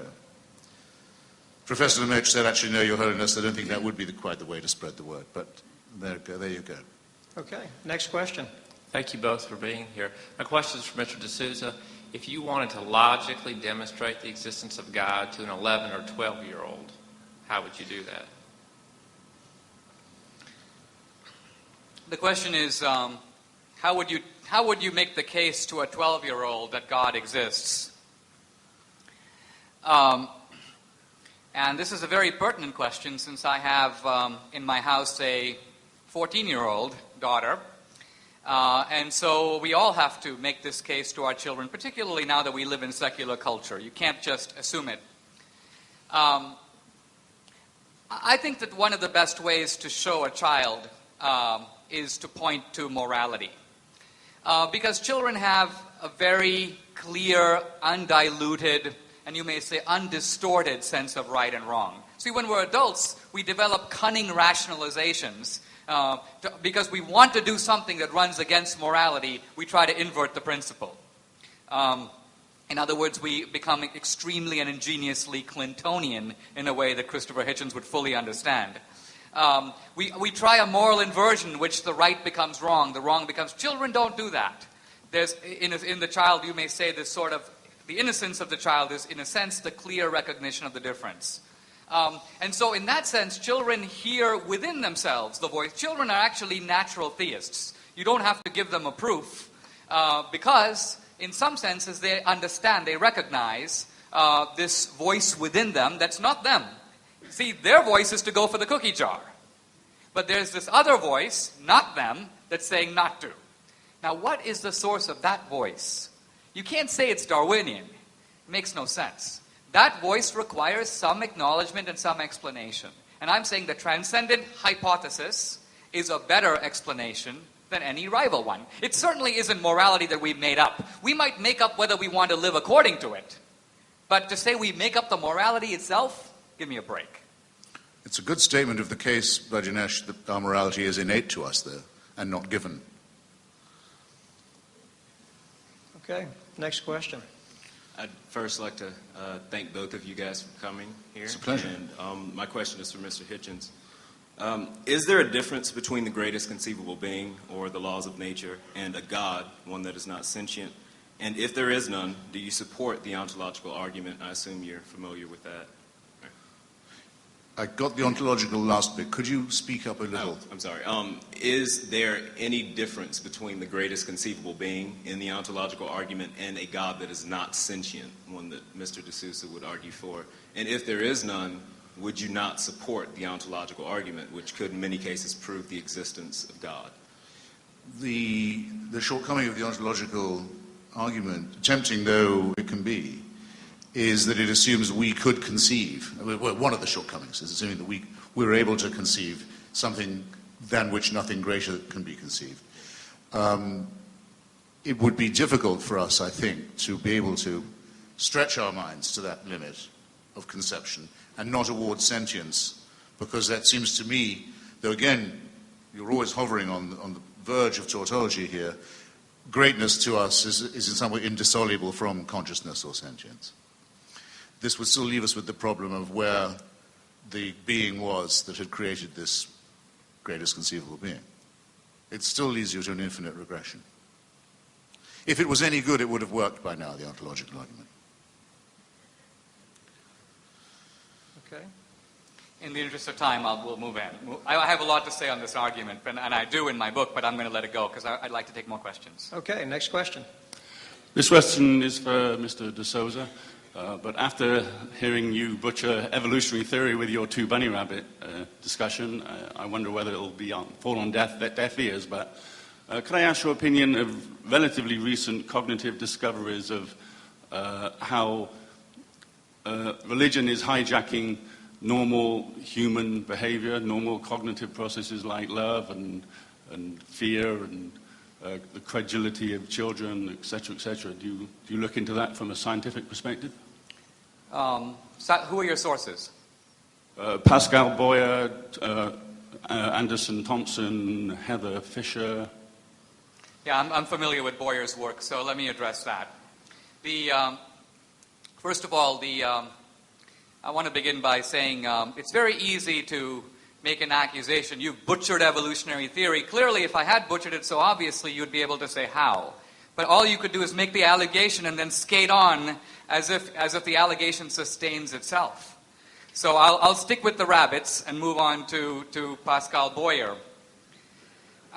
You have grossly misstated Pascal Boyer's work in saying that it somehow demonstrates. I don't think he would say it demonstrates anything. It's ultimately an effort to look at the evolutionary roots of religion. And what this body of scholarship does is it argues that religion is hardwired to some degree in the human brain. Now, by the way, I want to point to an aspect of this research that you should be aware of, because this is research that actually shows correlations and proves absolutely nothing. It's a little bit... In fact, the research, in a sense, was available 100 years ago. Everybody knows that if you give someone a heavy blow to their head, they lose consciousness. And so the argument is that the brain must cause consciousness, because without a brain, no consciousness. Similarly, if you find a guy who prays, you can, through magnetic resonance imaging, look and see which parts of the brain light up, and you can jump to the conclusion, hey, that's the religious center in the brain that is causing the religious experience. I want to point out that logically there are non sequiturs buried in all this. After all, if I see a bright light and something lights up in my brain, it doesn't mean that my brain reaction is causing the light. There is an external experience that my brain is reacting to, and yet the assumption of people who find religious node centers in the brain is that these node centers are fabricating the religious experience. So I think what's going on here is far from science demonstrating atheism. Atheism is trying to hijack itself as a premise of science. It's ultimately presuming clearly there's no external experience, so if I can find the part of the brain that lights up spiritually, I have proven that religion is an illusion and there's no external experience there whatsoever. Now, first of all, the Declaration of Independence speaks of what it calls a decent respect of the opinions of mankind. 99% of all Homo sapiens on this planet from the beginning of time have had not only the belief in God, but in many cases the experience of God. They feel an experience of God in their lives. This is all empirical data. It's experience. Can this all be written off as illusion? Oh yeah, but I know 10 guys who claim to have seen UFOs. Yeah, but you show me 5 billion guys who have seen UFOs and I'll be searching for them myself. In other words, once you accumulate enough observational data, you've got to take the experience seriously. So I think the question, in a sense, reveals precisely the kind of arrogance that tends to write off religious experience, pretend that science has proven things that it has far from proven, and invoke authorities who would be embarrassed to be invoked in this context. Can I just say very quickly, I think you ought to be suspicious of your own argument here, Dinesh. The quantity theory has huge dangers to it. For one thing, we don't know that many people who attended services made worshipping noises and so forth, they were doing so voluntarily. We've no means of establishing that. We do know what would have happened to them if they hadn't made these professions of faith, and we know what did happen to many who tried to ask even the most elementary questions about it. In societies like our own, which are not subject to direct religious coercion, the figure for people who have some kind of belief is much more like 85 than 99%. A good number of people, not all of them stupid, are born, if you like, without the ability to place themselves in a faith position. They just can't do it. I know, because I'm one of them. It may be a deformity, a cognitive one, for all I know. I don't think that it is. But if we're going to argue that nature makes a lot of people feel religious, which I certainly don't doubt, I think the majority of people have most of the time been at least somewhat religious, then you must concede also that there's a large minority of people for whom that is not so. Okay. And I do. Thank you. Next question. My question is to Mr. Hitchens. We have a theist and an atheist before us, but could it not also be stated that we are all agnostic with leanings towards or against God? Well, Thomas Huxley, who was Darwin's great champion, is a man I respect in many ways, and his famous debate with Bishop Wilberforce is an imperishable document at the Museum of Natural History in Oxford. But I often feel I can't thank him for inventing the word agnostic, which he did. I think the word, I hope this is interesting to you, it's a product really of Darwin's own wish that his theory not be harmful to Christianity. He hoped very much when he first evolved it that the origin of species and the theory of natural selection was going to be compatible with faith. It took him a long time to decide that, at least in the form that faith then took, it wasn't going to be compatible. It took him a long time to go on and lose his own personal faith, which was actually for other reasons.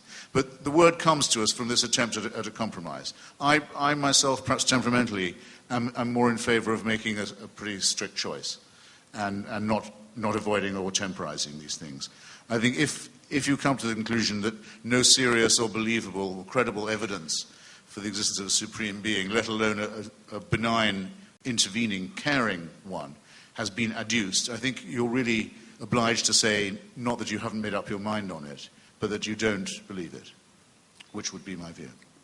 Very briefly, I do think there are a lot of seekers, and they would fall in the agnostic category in the sense of, I don't know yet, I'm on the voyage, I want to search. I think the point that Pascal made that I was going to get at to earlier was, he said the problem with the agnostic position is at some point it runs out of gas. And that some point is the fact of death.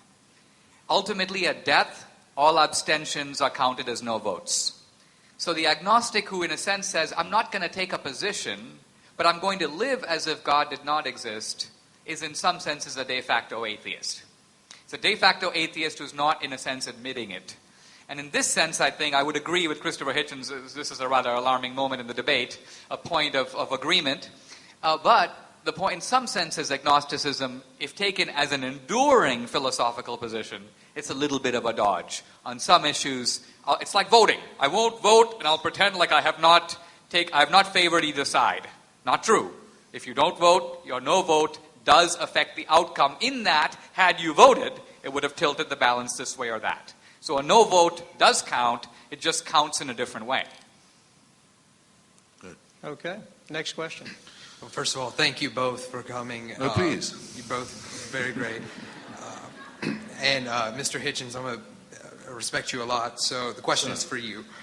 One of the main complaints against atheism from some modern apologists and some people is that atheism is hopeless. As an atheist, where can you gain hope? Not freedom, but hope.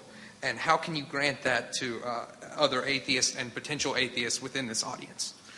Well, it's the presumption that underlies that question, which I'm sometimes faced with in other ways, is that if you thought there was going to be a celestial dictator, that would give you something to hope for. I fail to see why that's the case. As I've given you my reasons, I think that would be a very bleak situation indeed. Just as, well, let me back up for just a tiny second. I wouldn't say that atheism was a morally superior position, I wouldn't say it was a morally inferior one, certainly. But there's a tiny edge that it might possess, and it's this. We can't be accused of wishful thinking at all. We will accept conclusions that may be unwelcome to us. We don't say, well, I won't believe this because if I did, it would mean I'd have to be a pessimist. I mean, that would be absurd. It would be counter-intellectual. I'm not particularly delighted at the thought of my own biological annihilation, of my returning to atoms. It doesn't delight me. My conclusion is it's the overwhelmingly probable thing, that the likelihood that I'll be reassembled and we'll have this discussion again in some theme park is vanishingly small. And if you want to reintroduce the question of hope, no, I don't like the idea that at a certain point I'll be tapped on the shoulder and told, you have to leave the party now, and you can't come back. And not only that, it's going to go on without you.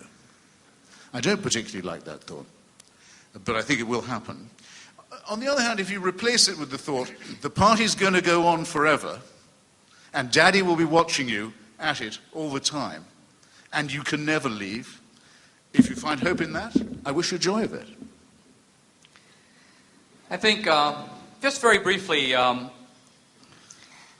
think to accept unwelcome news makes sense if it is true, but doesn't by itself give one moral credit. Because you could be accepting the unwelcome news, not because it's true, but for all kinds of other reasons. You could be a masochist. You might, as Christopher himself insinuated, not want it to be true. Because if it is true, all kinds of consequences might follow. In other words, I have a chance of going to heaven, but I might end up in hell.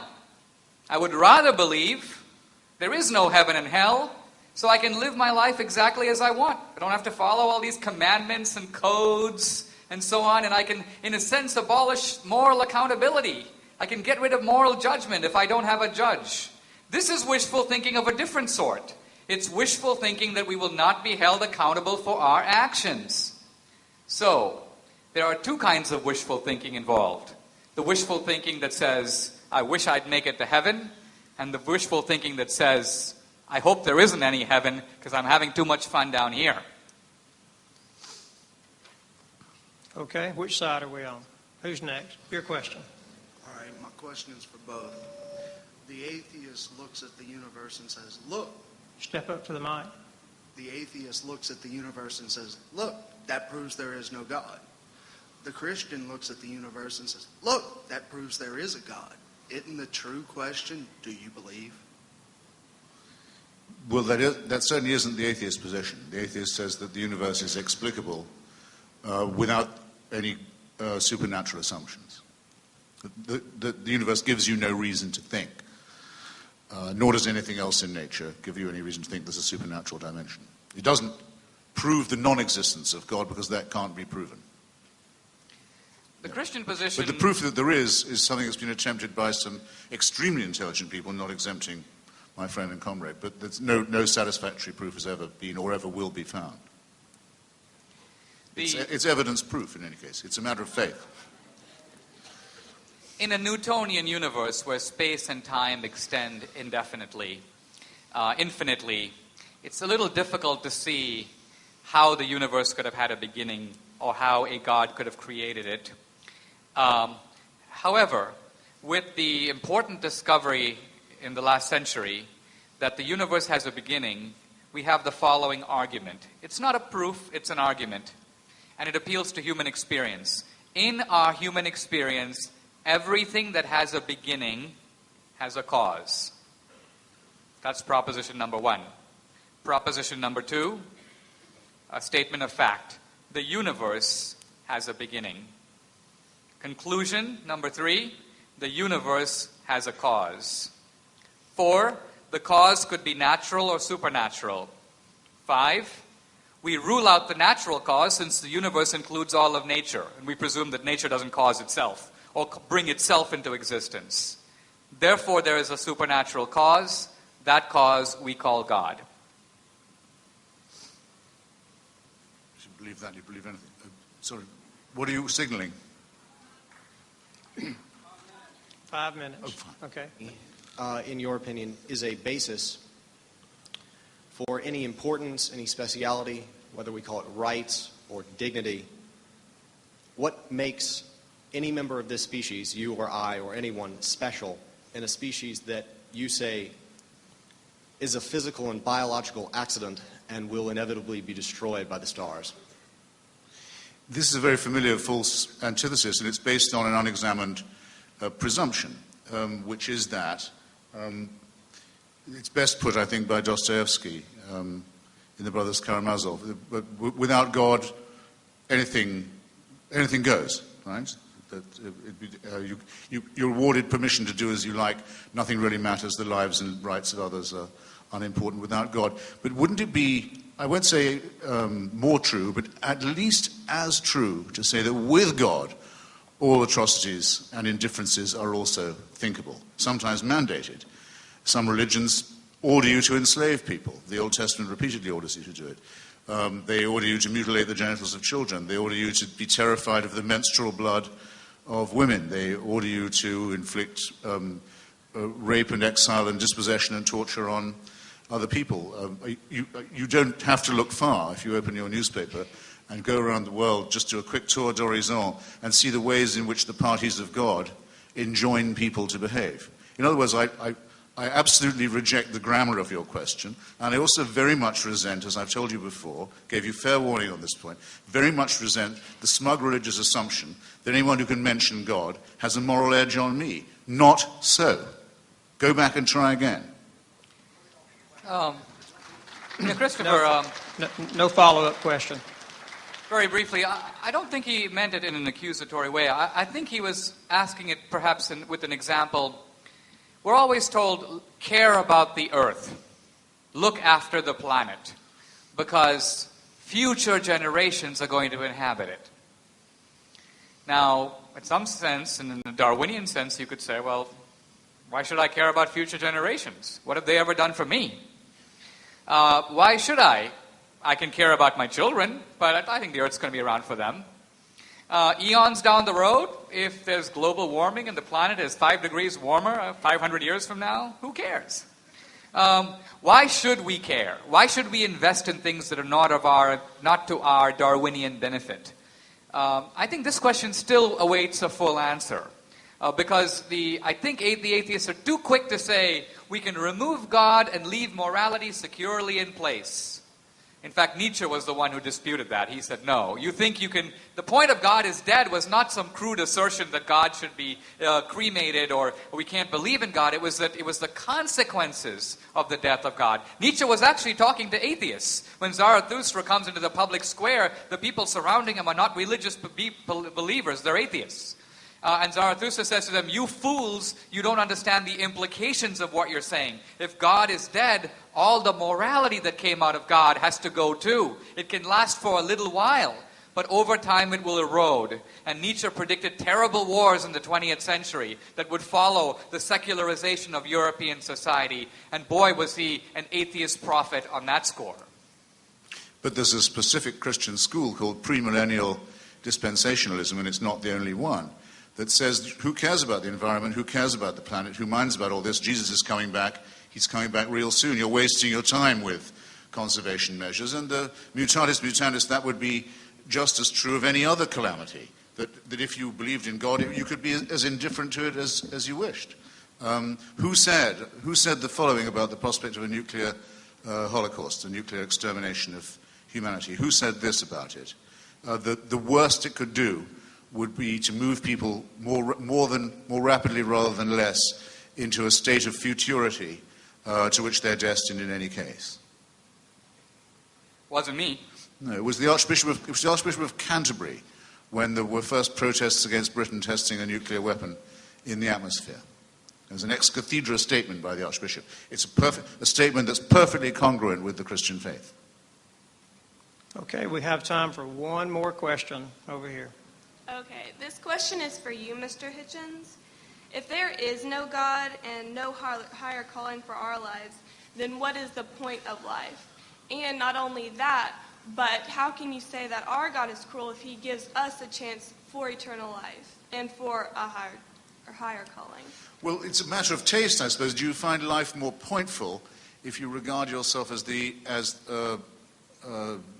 a counter in a capricious game where you might be a stillborn baby, you might be a baby with AIDS in Africa, you might be a baby who died in childbirth or killed its mother, or you might live long enough to be raped and cudgeled, or you might become a Queen Cleopatra. Any of these things might happen, but it was all according to a divine plan that you couldn't find out anything about. You just had to pray and hope to be lucky. Why is that pointful? Why does that make your life? Why does a faith like that make your life more meaningful? It seems to me to have the very severe risk of making it much less so.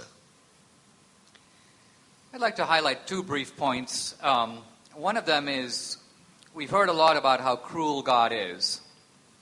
And it may be that in some religious interpretations, some of the Islamic ones, for example, God is presented, although admittedly as merciful at the same time, as being a pretty harsh character. Sometimes even the Old Testament God can be portrayed that way.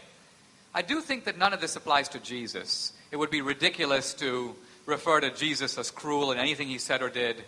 And moreover, if you look at the essence of Christianity, which is that no matter how bad you've been, no matter what you do, even if you are Charles Manson, ultimately, all that is required of you is to say yes to a sacrifice already committed. In other words, no cruelty, no recriminations. We're not going to cut your arms off or your legs off. All that you have to do is accept what Jesus did for you on the cross. And that's it. What could be a lighter requirement? It's like the Garden of Eden. It's a beautiful place. Do whatever you want. Just don't eat from this one tree. But such is the perversity of human nature that tree we've got to go bite out of. And this simple Christian commandment is too much for us. God is too cruel to ask that we just say yes to a free gift. One other thought. And that is, I think when you're asking about the point in life, you're getting back at the question earlier about the practical benefits of atheism in Christianity. If something is not, none of us knows on the basis of reason alone what comes after death. In some senses, you can never fully sort out something that is inherently unknowable. It's on the other side of the curtain. Shakespeare calls death the undiscovered country. So since we don't know for sure, we've got to orient our life one way or the other. We've got to make a choice. So in some senses, the question is, which solution benefits you more? Which gives you more practical payoff? Now, if I had a child who was, let's say, killed by cancer, and I go to an atheist and say, what do you got for me? The atheist was basically going to say, cancer cell 1, D'Souza family 0. There's no point to it. There's no meaning to it. There's no consolation I have to offer you. Ultimately, this is nature. Get used to it. On the other hand, the Christian way is different. It at least offers me that there is a divine being superintending the universe. There might be some meaning or purpose in this, even if I don't know what it is. There's the possibility I might be reunited with my son or daughter in a future life. I may not believe all those things, but my point is if I do believe them, they're going to give me a very practical sense of benefit and hope. In that sense, Christianity delivers the goods in a way that atheism can't. Well, I sure don't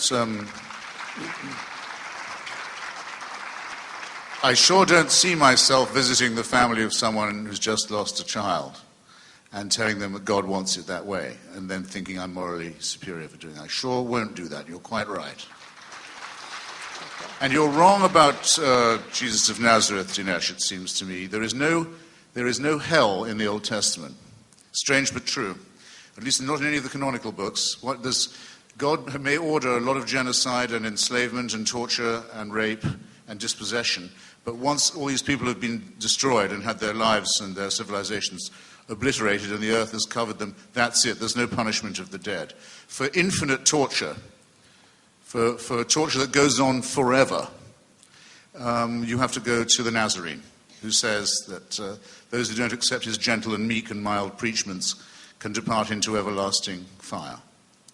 Again, something in me resists being spoken to in that tone of voice. If we get this lady's question, we'll have answered everybody's. Sure. That would be wonderful. It hardly ever happens. Come on. I really don't have a question. I just kind of have a statement. I just answer what you had asked earlier. I do believe that something that a Christian can do that a non-Christian atheist cannot do is to lead someone to Christ or to an eternal heaven, to salvation, to something beautiful, whereas an atheist or someone who's a non-believer can lead someone to hell and condemn them. Okay. That's all. That's all. Thank you.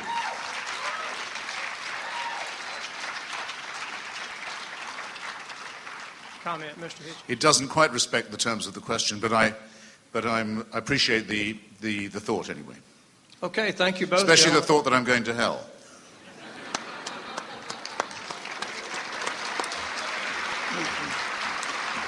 A moral statement if ever I've heard one.